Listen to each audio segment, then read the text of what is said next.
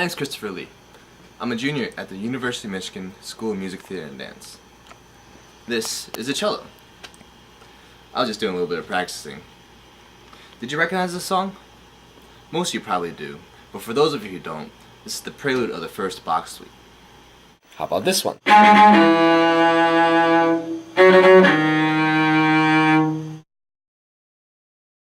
Or this one.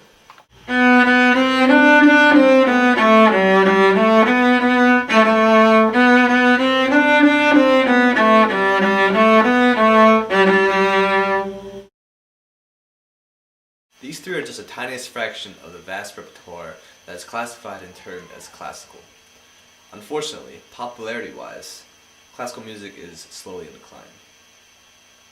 In our world today, genres like R&B, hip-hop, alternative, and rock have a much more predominant nature and popularity to the general public.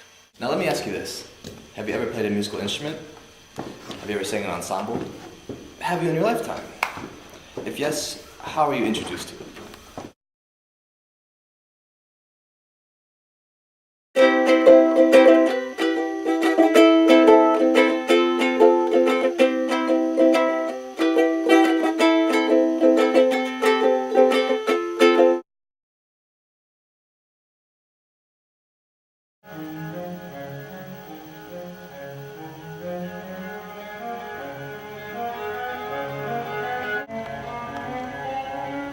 Both these scenarios are possible, but the majority of elementary school age students are introduced to music in some form or another in the public school systems, be it choir, orchestra, or band.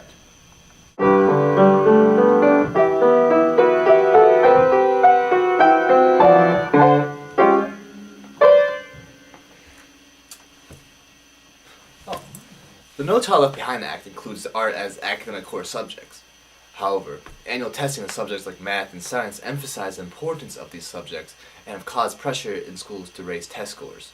This in turn results in cuts in other programs, oftentimes music. Professor Anthony Elliott is a professor of cello at the University of Michigan School of Music, Theater, and Dance. He works with the music program of both the Ann Arbor Public and Detroit Public Schools.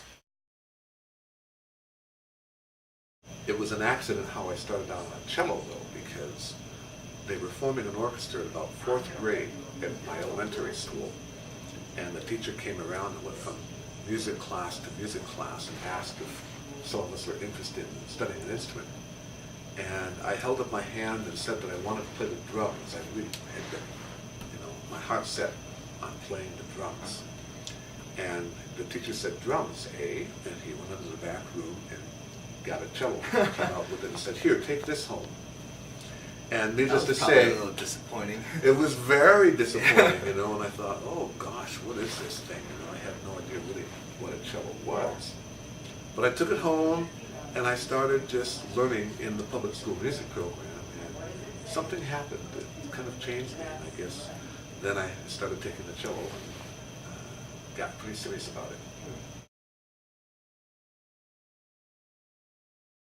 I feel very fortunate that the place where I grew up was a real hotbed for music education. We had orchestras in the elementary school starting in 4th grade, and then also in junior high and in high school. And there were really terrific teachers. They were just so inspiring. I remember one gentleman whose name was Willard Mathers, and he was always so high energy and so gung-ho. He would write arrangements for the orchestra that would showcase the various strengths of the orchestra. If we had a really good trumpet section, he would write music to feature that. If we had a really good trombone section, he would write music to feature that. And a pretty amazing guy. And then he would often stay after school and coach us and teach us theory and things like that. I remember sometimes there would be 2 or 3 of us. He'd give us a ride home in his car, and before we could get out of the car, we had to recite, okay, 4 flats is key of A flat, 5 flats is this, 6 flats is this, or else we wouldn't be able to get out of the car, So we got some instruction from him in that kind of a way. Well, the contrast is very, very vivid because one of the things that makes the programs at schools such as Pioneer High School and Huron High School and Skyline High School and Ann Arbor is the fact that music is still taught and reinforced in both the elementary schools and in the middle schools, so that there are a lot of feeder programs to direct the students to the high school.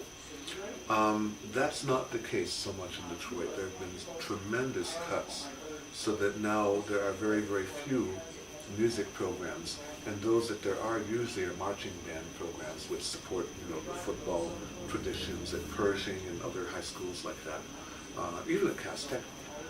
So what you find often is that instrumental music has suffered very, very much in the Detroit public schools.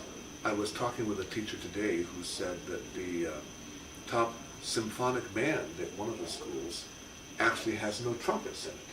It's hard to imagine a symphonic band with no trumpets, but that's the situation that they have there.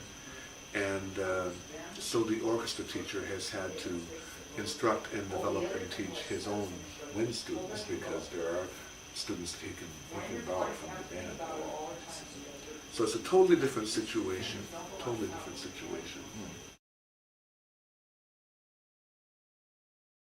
When I go over to Detroit, it's different things each time that I go. Sometimes I'll work with an orchestra, and sometimes maybe help the director also in some capacity to improve his technique in teaching them, or improve his conducting technique.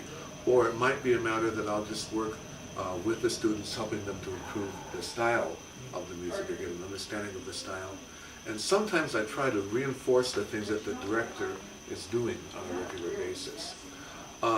Then there are other times when I'll go to a school where the intent is to really work with the individual students and try to improve their music making and give them a chance to express themselves more fully on the instrument, improving their technique, improving their sound. And so it can be sometimes one-on-one, sometimes it can be working with a group, sometimes it'll be working with the whole orchestra. Well, I think for many students, they will get their first glimpse of what can potentially come from music in the public schools. I know that was the case for me. I didn't know really what an orchestra could do. I mean, I think my father had some recordings of classical music, but I would hear them and think about them from time to time, but it didn't really register that that was something that I could potentially do and be a part of. But once you actually have an instrument in your hands and you're playing with a group of your peers and making music, then suddenly it begins to take shape and take life.